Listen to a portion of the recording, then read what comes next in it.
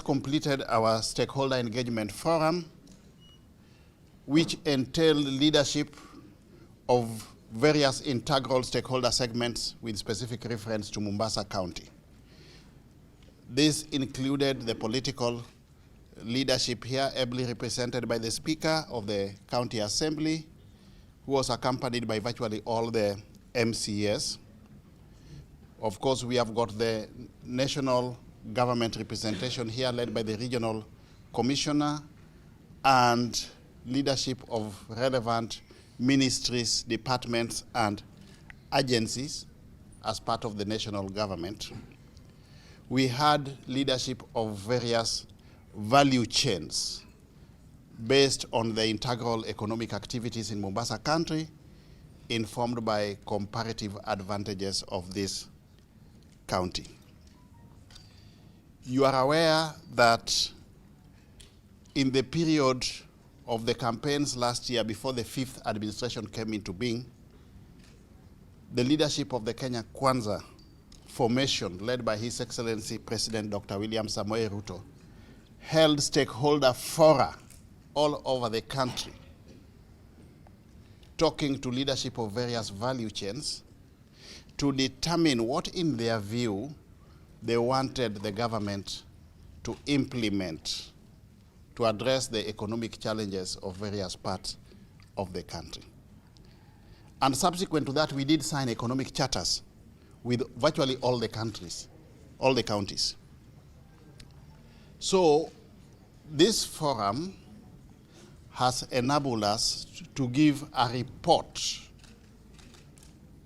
a scorecard report on what we planned, what we promised the people, and what we have implemented so far as the national government. We kicked off this exercise yesterday with inspection of priority government projects. We inspected the Dongokundu bypass, specifically phase 2 and phase 3. Phase 1 had earlier on been completed.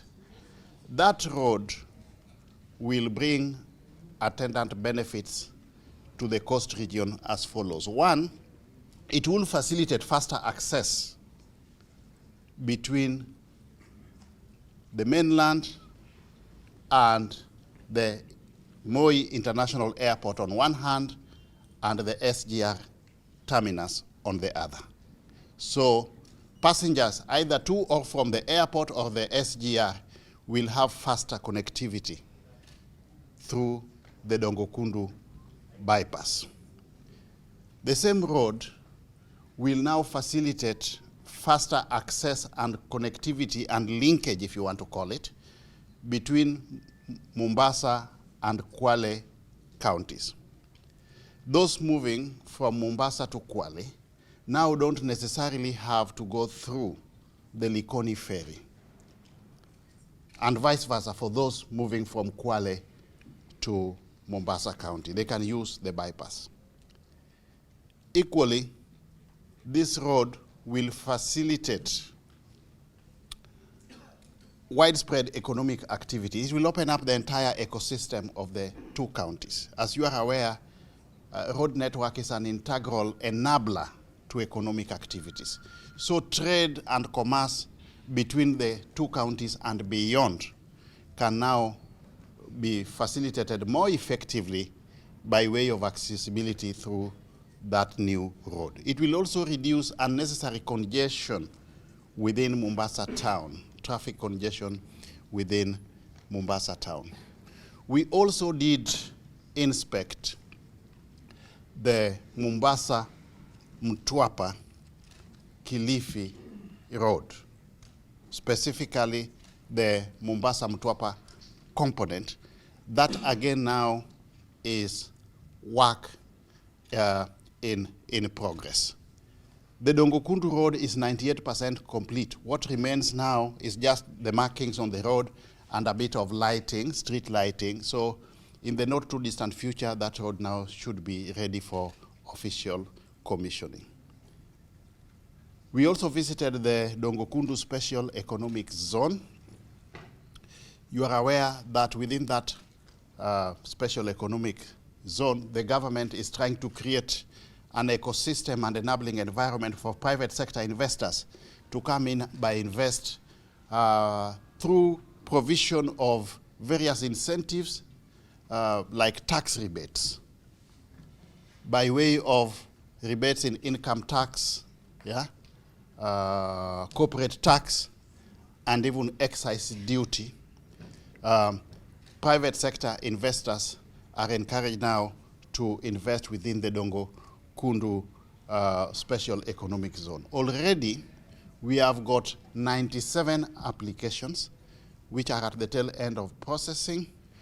There is already a private sector investor, Taifa Gas, which is already on site. And very soon, we will have the facility up and running. The fabrication of the plant is being undertaken overseas. We are advised that is at 23% completion level. And once that comes into place, that project would be able to create direct jobs for 90 people, and also by way of the attendant benefits along the value chain, a total of about 900 people. We utilize that opportunity also to learn from the stakeholders whom we engage there, led by the Likoni MP, Honorable Mishimboko, and other stakeholders and leaders of various value chains about some of the minimal challenges within that space, especially with respect to utilities. We are happy to report that with respect to the special economic zone, virtually 90% of all those who are relocated to create room for that facility have been compensated. We have been well guided by the Kenya Ports Authority that within the next 1 week, the remaining batch of 10% whose cases had got certain challenges which are not insurmountable, there were small challenges to do with wrong accounts and so on and so forth, they shall fully have been paid within the next 1 week. Other challenges pertaining to utilities is also work in progress.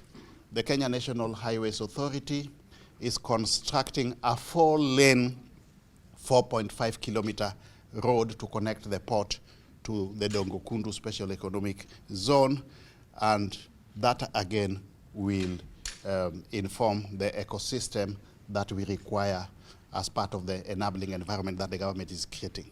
We'll also work on the water utilities and electricity so that we have the requisite horizontal infrastructure that is imperative for that purpose.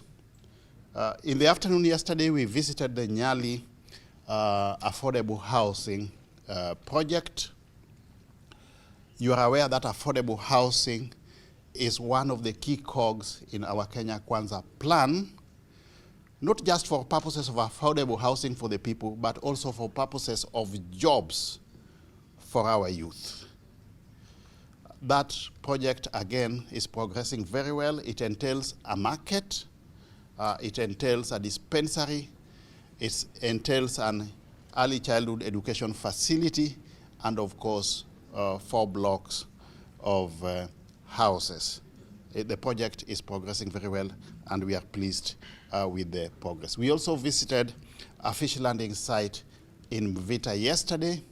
You are aware that we have been trying to provide some value addition in the blue economy space by way of refrigeration and fish processing facilities. This is being undertaken all over the country. In the lake region, we have 11 landing sites which are now work in progress. In the coast region, we have got several landing sites within Mombasa, Lamu, and Kwale counties which are work in progress. We visited and appreciated the progress with that plant. In fact, had it not been for some litigation that is ongoing, that project would virtually be ready by now. And in equal measure, we really want to take this opportunity also to appeal to Kenyans. not to utilize litigation as a means to an end. We should deploy alternative mechanisms of sorting out disputes as and when they arise, so that we don't have so many government projects stalling because of cases which are pending in court. That facility is about 50% ready. It has the potential to employ a minimum of 2,500 young people at optimal capacity utilization levels, but it has stalled because somebody has gone to court. Now, this morning, therefore, what we have done is to give a report to stakeholders in Mombasa on the scorecard of government at different levels. We have given a scorecard on our overall performance as the fifth administration, in line with our bottom-up economic transformation agenda, the plan, which is anchored on 4 pillars: agriculture, micro, small, and medium enterprises, affordable housing, universal health coverage, and then the digital superhighway and the creative economy. We have also given a scorecard on major government projects which are ongoing as already elucidated, and we have also given a report on our performance with respect to the economic charters that we signed with the county of Mombasa. As far as our better plan is concerned within the agricultural space, you are aware that we came into government when there was a big concern about the cost of living index. The cost of living index is informed to the tune of 54% by the cost of food. So if you want to reduce the cost of living, you must bring down the cost of agricultural produce and by extension food. What President Ruto's government did on coming into being was to ensure that we reduce the cost of farm inputs with the ultimate intention of reducing the cost of farm produce. Through the fertilizer subsidy, we have now managed to reduce the cost of fertilizer from 7,000 Kenya shillings per 50 kilogram bag of fertilizer to a meager 2,500 shillings per 50 kilogram bag of fertilizer. Based on that intervention, the cost of farm inputs and by extension cost of living index has gone down. For example, for purposes of illustration, when we came into government, a 2 kilogram packet of unga was going for 260 shillings. Today, on the shelf of our supermarket, we are able to purchase a 2 kilogram packet of flour at as low as 90 shillings. That is a fundamental reduction in the cost of food and by extension the cost of living index. Coming to the next space of the micro, small, and medium enterprises, you are aware that there was a concern by our administration about inaccessibility of financing for purposes of business by Kenyans who are operating at the bottom of the economic pyramid. And that is where most Kenyans are domiciled. And the intervention of the government was to conceptualize and operationalize the Hustler Fund. As we speak, a whopping over 27 million Kenyans have already accessed the Hustler Fund, and the government has in equal measure correspondingly disbursed over 54 billion shillings to individuals and groups who have accessed the Hustler Fund. Now, why are we focusing on the Hustler Fund? One, because it does not have unnecessary bureaucracies and requirements. You are aware that commercial banks today are asking for collateral, which most Kenyans don't have. With respect to the Hustler Fund, it's based on your business plan. the viability of your business. And also the application is direct between an individual on digital platform and the government itself. So it's a direct interface between the applicant and the government. The rate of interest also is as low as 8%, in total contrast to the prevailing rate of interest of commercial banks, which today is at 16% or even 17%. So we want to, again, in equal measure, to encourage as many Kenyans as possible, more so women involved in itinerary trade and our youth, to continue accessing the Hustler Fund. Progressively, individuals will be able to access more and more money based on their credit history. The more you borrow, the more you repay, the more, again, will be the amount of money that you are able to get. And we are also encouraged as government by the level of savings that individuals and groups are already getting involved in. We cannot grow the country if we are not having a savings culture, because investment in a country is a function of the level of savings. So through that hustler space, more people have been brought into the economic pyramid, and the level of savings has gone up, with the resultant benefit that at our individual levels, we will enhance the level of investment. Moving to the universal health coverage space, again, you are aware that we have transitioned from NHIF to the Social Health Authority, SHA. The concern here was that with respect to NHIF, we only had those in the salary bracket getting access to health coverage, and those who are outside salaried employment were not enjoying the benefits. We have now come up with a framework as government that would ensure that all Kenyans, disproportionately, irrespective of whether they are salaried or not, or involved in business, or even not involved in any business activity, would be able to have access to health coverage as when they fall sick. In the affordable housing space, again, we have realized fundamental benefits.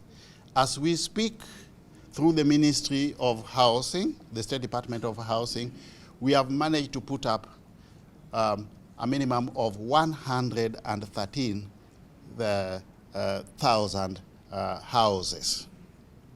In equal measure, through the housing value chain, we have gotten our youth who are involved in various businesses getting jobs. Apart from direct labor consumption through the affordable housing program, we also have businesses involved in plumbing, carpentry, masonry, who have actually gotten indirect jobs through their affordable housing program. And as we speak, a minimum of 226,000 youth jobs have been created through the affordable housing scheme.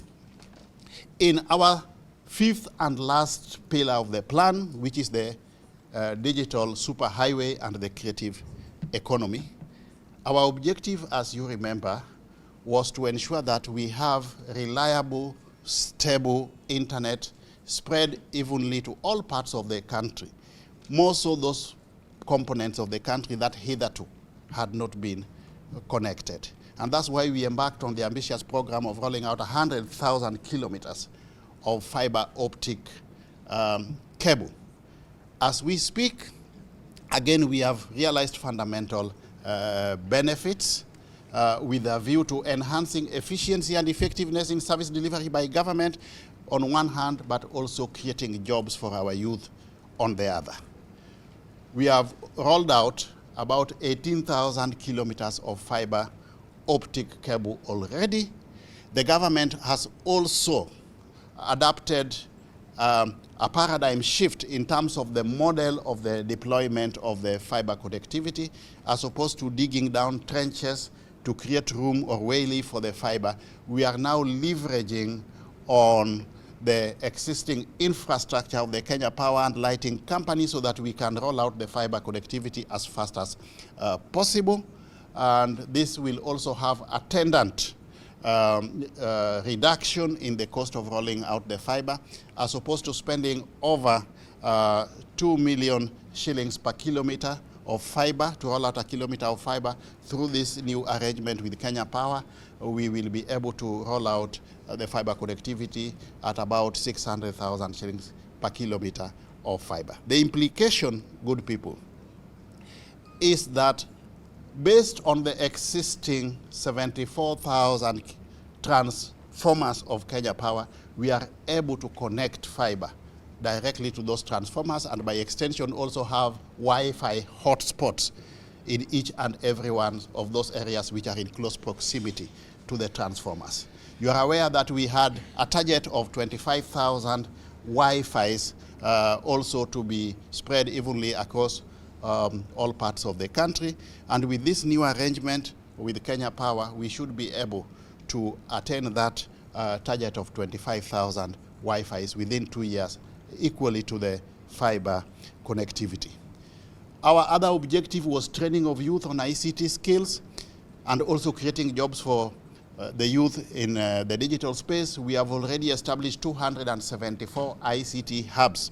We started by setting up the hubs in the TVET institutions. As we speak, 112 TVET institutions already have ICT hubs. We have also gone ahead to set up additional ICT hubs in all parts, in other parts of the country. But ultimately, we will ensure that in each and every ward in this country, we are going to have an ICT hub, a total of 1,450. Again, as national government, we have gotten into a partnership with the national legislature, the members of parliament. They have already facilitated a review of the CDF Act. As we speak, they are now able, members of parliament are able to access funding courtesy of the CDF to construct facilities which can be turned into ICT hubs. So the onus now is on the members of parliament working together with the members of the county assemblies to ensure that we have the infrastructure for the ICT hubs in each and every ward. What remains of national government now is to facilitate internet connectivity, ensure that devices are deployed, facilitate training for the youth for free, and then connect the youth to global technological companies for purposes of digital jobs. Again, in that space, we have so far as national government trained a total of 516,000 youth on digital skills and created a total of 152,000 jobs for our youth. The major milestone again is digitalization of government services. We did make a commitment through His Excellency the President that moving forward all government services will be available online. When we came into government, we only had 350 government services on our eCitizen platform. As we speak today, over 18,000 services are now virtually available on the eCitizen platform, with the implication that Kenyans now do not have any justification to physically visit government offices to acquire government services. This is one way of enhancing efficiency and effectiveness in service delivery. Is also another way of sealing revenue leakages. When we came into government, we were collecting, on average, about 60 million shillings per day, yeah, through all value chains in the economy. With digitalization now, with the attendant result of sealing the revenue leakages, we are today, on a good day in office, able to collect up to 1 billion shillings per day. The implication here, again, good people, is that moving forward, we should be able, courtesy of digitalization, to collect adequate revenue to finance our domestic and recurrent expenditure over and above servicing the external debt in a timely manner. With specific reference to Mombasa and in line with the county charters that His Excellency the President signed with all the counties, we have also given a brief to the stakeholders on what interventions we have deployed in response to the commitments that we made on the charter. And I will espouse this in various thematic areas as follows. In the space of agriculture, we have got fisheries value chain, more so the fish landing sites and cold storage facilities, which I've already talked about within the county of Mombasa. We have also embarked on value addition with respect to cash crop value chains. On the registration of farmers to the digital platform, which has been an ongoing exercise, again, we have registered already a total of 235, 758 farmers. In the small and medium enterprise space, a total of Kenya shillings 620,992,000 has been disbursed. UHC, we have registered 16 community health promoters networks. You are aware that this is a major intervention. So far, you remember we came up with the registration of 100,000, the recruitment of 100,000 community health workers who are now on a monthly basis getting stipend from the government. Coast has not been left behind, and so is Mombasa. We are also scaling up the NHIF SHA transition registration, and as we speak, a total of 172,202 residents of Mombasa, of Coast, and specifically 4,216 for Mombasa have been registered. In the affordable housing space, Coast alone, we already have one affordable housing scheme. That is the Nyali one which we visited yesterday. But correspondingly, we have got student hostels, and we also have staff housing projects, also for civil servants. And within Mombasa, we already have a provision of 200 such houses. In the digital superhighway and creative economy, fiber connectivity, we have done 14 kilometers in Mombasa. Ajira digital hubs, again, we have 4 in Mombasa. ICT hubs, out of a total component of 16 in Coast, 3 of them are in Mombasa.